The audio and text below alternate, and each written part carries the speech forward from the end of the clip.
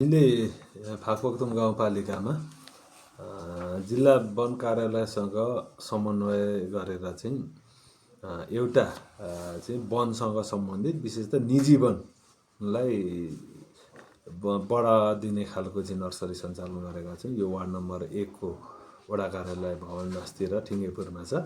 र अर्को चाहिँ नगदे बाली। अब अहिले परम्परागत किसिमको हाम्रो यो खेती प्रणाली पहाडमा अब दिनदिनै घटेरै जाने रहेछ।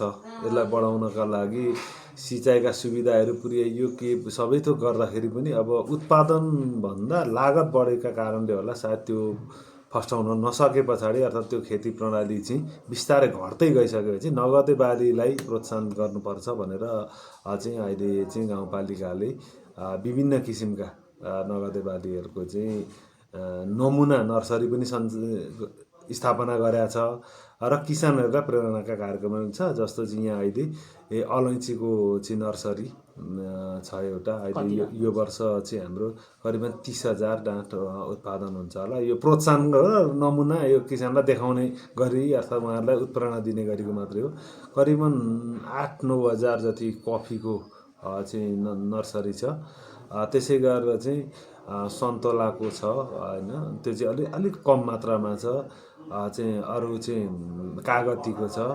नयाँ पनि हामी भर्खर बेर्ना उत्पादन गर्दैछौँ भने भर्खरै मात्रै र सकिन लाग्यो। अब खोर्सानी रोप्ने समय 30,000 खोर्सानीको चाहिँ नर्सरी गरेको थियौँ। यो गइसक्न आँटेको छ र यसरी हामीले चाहिँ एउटा नमुना कृषि फर्म पनि सञ्चालन गरेका छ र यसलाई नर्सरी फर्मका रूपमा पनि छ।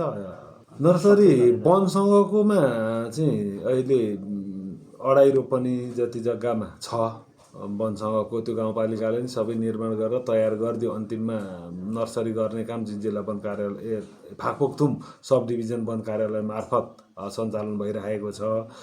यहाँ चाहिँ गाउँपालिकाको उपयुक्त जग्गा कम भएका कारणले गर्दाखेरि हामीले चाहिँ 4वटा टनेलमा चाहिँ अहिले नर्सरी गरिरहेका छौँ हैन। यो चाहिँ करिबन यहाँ बढीमा त्यही होला 2 रोपनी हाराहारीको जग्गामा अहिले छ।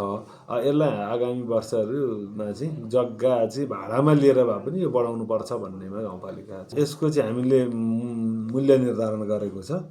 नेपाल सरकारले माथिबाट पनि यो मूल्य निर्धारण गरे रहेछ। तर त्योभन्दा हामीले चाहिँ किसान केन्द्रित भएकाले गर्दा त्यत्रो महँगो छैन। हामीले चाहिँ गाउँ कार्यपालिकाले चाहिँ मूल्य निर्धारण छ। त्यो मूल्य चाहिँ हाम्रो त्यही नर्सरी घुम्नका लागि जस्तो आगोका लागि बिउ बिजन हैन मलहरू ल्याउनका लागि पुग्ने गरेको सामान्य र अलिअलि पैसा तिरेर लग्यो भने मात्रै उसले फेरि त्यसको चाहिँ रोपेर त्यसबाट उत्पादनतिर लाग्छ।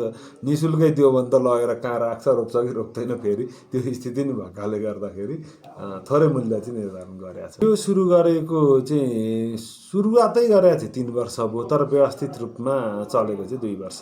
किसानले लाने गरेर परिणाम निक्लिनेमा त भर्खर मात्रै पुग्दैन। किन गत साल सुरु भयो, गत सालदेखि गरेको। अब गत साल राखेको नर्सरी अहिले मात्रै कफीको बिरुवा दिने छ। जस्तो हामीसँग 8,000 बिरुवा छ, 11,000ले फारम भर्नु भएको छ। 11,000 बिरुवा माग भएको छ हामीसँग अहिले चाहिँ किसानहरूबाट। अलैँचीको हामीसँग त 30-35 हजार डाँठ उत्पादन हुन्छ होला। 1 लाखभन्दा बढीको माग भएको चाहिँ फारम भरिएको छ हैन। त्यो चासो किसानमा एकदम नगदे बाली भएकाले बढी नै देखिन्छ। हामीले कफीको लागि अब उहाँहरूले जति गर्नुभएको छ त्यो उहाँहरूलाई खाडल खनेर मलहरू व्यवस्थापन गरेर आउनु भनेको छ। त्यो उहाँहरूले गरिसक्यौँ भने पछाडि हामी अनुगमन गर्छौँ। अनि अनुगमन गरे पछाडि यहाँबाट दिन्छौँ। यसो गर्दा मलाई लाग्छ सबैले त्यो गर्न केही गर्छ र सबै भयो भने हामीले निजी फर्महरू मार्फत पनि कफी खोजी छ, उहाँहरूबाट खरिद गरेर पनि दिन्छौँ हामी चाहिँ किसानहरूलाई। किनभने गर्छु भन्नेलाई त्यो चाहिँ हामीले गराउने नै भन्ने छ। अब अलैँचीको चाहिँ हामीले अलैँची विकास केन्द्रलाई जानकारी गराएका छौँ आग यस्तो छ भनेर। उहाँ त्यहाँबाट बिरुवा आउने भयो भने हामी त्यो दिन्छौँ, होइन भने यसलाई हामी जति पुग्छ त्यसलाई दामासाईकै हिसाबले गर्नुपर्छ भन्ने छ। र अलैँची पकेट क्षेत्र जहाँ छ त्यसलाई चाहिँ प्राथमिकता गरेर नै दिन्छौँ। जस्तो अहिले फैँतापामा चाहिँ यो अलैँची ब्लक कार्यक्रम चलिरहेको छ होइन, त्यसलाई अलि हामी केन्द्रित गर्छौँ। चाहिँ जस्तो यो वार्डमा चाहिँ यो चलिरहेको छ। सन्तला कागतीको बेर्ना दिँदा हामी यसैलाई अलिक बढी केन्द्रित गर्छौँ भने। अब कफीकोमा त हामीलाई समस्या छैन, निजी फर्महरूले पनि बेर्ना राख्नु भएको छ। पालिकाको पुगेन भने हामी बिउ प्रमाणित भएर जसले नर्सरी गरेको छ त्यहाँबाट ल्याएर पनि हामी वितरण गर्छौँ। यो चाहिँ पैसा कमाउने नाममा विदेश जाने प्रवृत्तिलाई यहीँ रोक्नुपर्छ। यो रोक्नका लागि चाहिँ आम्दानीको स्रोत चाहिँ अलिक ठुलो हुनुपर्छ होइन। किसानले दिनभरि काम गरे पछाडि प्राप्त गर्ने चाहिँ उसले बेनिफिट अलिक राम्रो हुनुपर्छ भन्ने हो। त्यसका लागि चाहिँ हामीले अहिले देखेको चाहिँ कफी, अलैँची, एभोकाडो यसबाट चाहिँ अलि बढी नाफा छ। यसले चाहिँ उत्पादन पनि धेरै छ र मान्छेलाई चाहिँ बाहिर जानु नपर्ने गरेको आम्दानी यहाँ हुन्छ भन्ने हाम्रो बुझाइ छ। नमस्कार, फाकफोकथुम गाउँपालिका वडा नम्बर 6 म मनबहादुर थापा, गायत्री कृषि तथा पशुपक्षी फार्मको प्रोप्राइटर। अलैँची विकास पकेट कार्यक्रम अन्तर्गत हामीले गत सालमा चाहिँ हामीलाई चाहिँ यो पकेट कार्यक्रम अन्तर्गत हामीले अलैँचीको यो व्यवसाय सुरु गऱ्यौँ। सुरु गरेपछि हामीले हाम्रो यो असल कृषिसँग जोडिएको सहकारी मार्फत चाहिँ हामीले चाहिँ कार्यक्रम पारेर चाहिँ अहिले यो व्यवसाय गरिरहेका छौँ। मेरो चाहिँ अहिले 84,000 को बिरुवा खरिद गरेर चाहिँ मैले विकास केन्द्र हाम्रो फिकलबाट चाहिँ भारलाङ जातको मात्रै बिरुवा रोपेको छु। यहाँदेखि अलि पर 20 रोपनी क्षेत्रफलमा चाहिँ भारलाङ जातको रोपण गरिसकेको छु। आगमदेखि टिप्न सुरु हुन्छ।